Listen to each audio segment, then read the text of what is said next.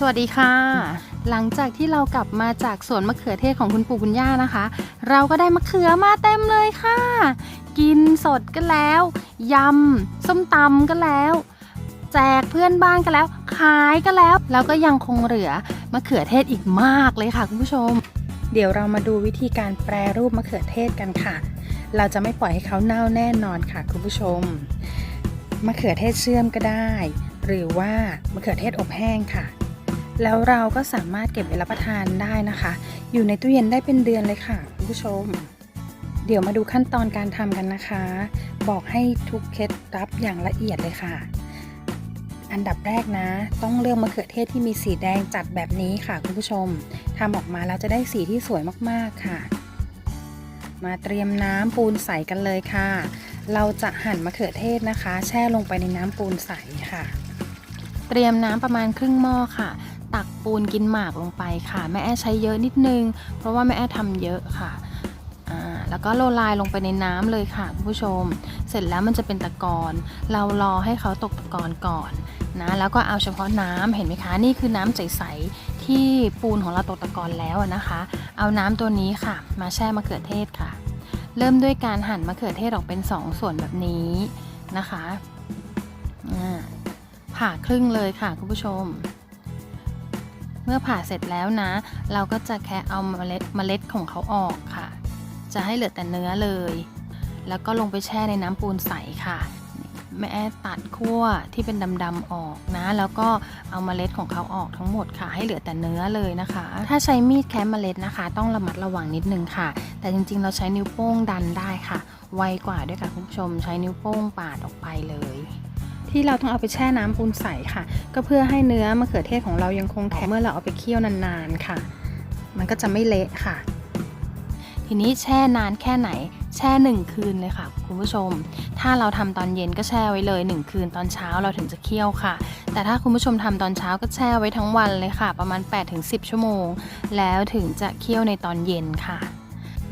เอาละค่ะได้เวลาแล้วค่ะ10 ชั่วโมงผ่านไป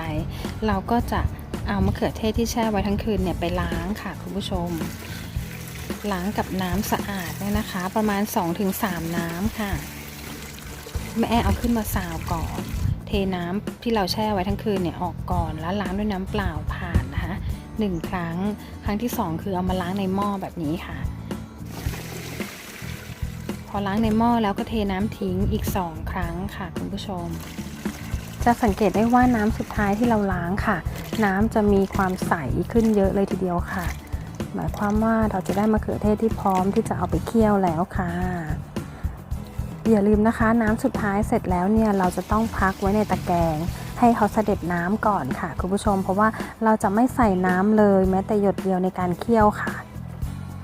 ปล่อยให้เขาเสด็จน้ำสักครู่นะคะแล้วเราก็ไปเตรียมภาชนะเลยค่ะแม่ใช้กระทะเทฟลอนค่ะแต่จริงๆใช้หม้อก็ได้ค่ะคุณผู้ชมแบ่งมะเขือเทศเป็น2 ส่วนค่ะเทส่วนแรกลงไปค่ะแล้วก็ตามด้วยน้ำตาลส่วนผสมของแม่ก็คือมะเขือเทศ1 กิโลต่อน้ำตาล300 กรัมค่ะนี่คือมะเขือเทศ1 กิโลนะคะแม่ใส่น้ำตาลลงไปก่อนชั้นแรก300 กรัมค่ะเสร็จแล้วเราจะเทมะเขือเทศส่วนที่2อีก1 กิโลลงไปและตามด้วยน้ำตาลอีก300 กรัมค่ะสูตรนี้นะเน้นเลยนะคะไม่ใส่น้ำแม้แต่หยดเดียวและไม่ต้องคนค่ะคุณผู้ชมเพราะเราไม่ต้องการให้มะเขือเทศของเราเละเทะค่ะถ้าเราคนเยอะเกินไปค่ะในการเคี่ยวมะเขือเทศค่ะเราจะต้องใช้ไฟอ่อนเท่านั้นค่ะแล้วก็ปิดฝาไว้นะคะคุณผู้ชมไม่ต้องกลัวว่าเขาจะไหม้ติดก้นกระทะนะคะเพราะว่าพอเคี่ยวไปสักพักนะมะเขือเทศเขาจะเริ่มคายน้ำออกมาค่ะและน้ำนั้นก็จะผสมกับน้ำตาลที่เราเทลงไปค่ะก็จะเคี่ยวไปในตัวเขาเลยค่ะคุณผู้ชมไม่ต้องคนใดๆทั้งสิ้นค่ะเห็นไหมคะน้ำตาลเริ่มละลายแล้วค่ะแม่ปิดฝาไว้นะอันนี้คือ20 นาทีผ่านไปค่ะน้ำตาลทั้งหมดละลายแล้วค่ะคุณผู้ชมแล้วน้ำก็ออกมาเยอะมากๆน้ำมะเขือเทศนะคะเราจะเคี่ยวต่อจนครบ1 ชั่วโมงนะคะคุณผู้ชมพอถึง1 ชั่วโมงเนี่ยน้ำเขาก็ไม่ได้ยุบมากนะคะพอถึง1 ชั่วโมงปุ๊บเราก็จะใส่เกลือลงไปค่ะ ปริมาณของเกลือนะคะเราก็จะใส่1ช้อนชาต่อมะเขือเทศ1กิโลกรัมค่ะคุณผู้ชมพอใส่ลงไปก็คนให้ทั่วค่ะแล้วก็เร่งไฟให้แรงเลยค่ะเพื่อที่จะทำให้น้ำงวดลงค่ะจะสังเกตได้ว่าน้ำเชื่อมของเราใสมากค่ะคุณผู้ชมเนื่องจากว่าเราไม่คนเลยค่ะคราวนี้นะนี่ลองดูสิคะน้ำเชื่อมใสมากค่ะพอได้แบบนี้เราเร่งไฟเลยค่ะเพื่อทำให้น้ำเชื่อมของเรางวดลงอย่างรวดเร็วค่ะดูสิคะพอเราเร่งไฟปุ๊บเขาจะเดือดพล่านเลยคราวนี้เตรียมน้ำมะนาวค่ะน้ำมะนาวของเรานะใช้1ช้อนโต๊ะต่อมะเขือเทศ1กิโลกรัมค่ะเมื่อน้ำแห้งงวดนะคะก็เติมน้ำมะนาวลงไปแล้วก็คนให้ทั่วค่ะแล้วก็ปิดไฟได้เลยค่ะคุณผู้ชมที่เราเติมน้ำมะนาวลงไปนะคะก็เพื่อช่วยให้ผิวของมะเขือเทศเชื่อมของเราเนี่ยมีความมันวาวค่ะเห็นไหมคะมันจะมีความใสมีความวาวที่เคลือบอยู่ที่ผิวนะคะแล้วรสชาติของมะนาวนะคะก็จะทำให้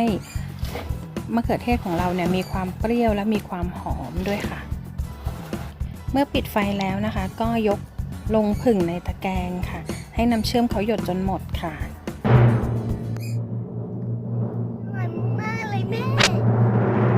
นี่ค่ะเสร็จแล้วแม่แอ้ผึ่งบนตะแกรงประมาณครึ่งวันค่ะเขาก็จะแห้งแบบนี้เลยแล้วก็สามารถบรรจุลงกระป๋องเลยเอาไว้รับประทานนะคะถ้าจะให้อยู่ได้นานก็คือใส่ตู้เย็นค่ะคุณผู้ชมนี่คือมะเขือเทศเชื่อมของเราเสร็จแล้วค่ะแต่ถ้าเกิดว่าบ้านใครมีเตาอบนะคะ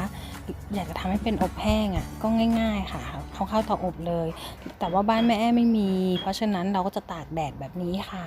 อันนี้คือแม่แอ้จะทำอบแห้งค่ะก็จะตากไว้ประมาณ 2-3 วันค่ะคุณผู้ชมแล้วก็เอามาใส่กระป๋องเก็บไว้รับประทานได้ค่ะบอกเลยว่าสูตรนี้อร่อยมากๆค่ะขอบคุณที่ติดตามแม่แอ้นะคะแล้วพบกันใหม่ในคลิปหน้านะคะสวัสดีค่ะสวัสดีครับ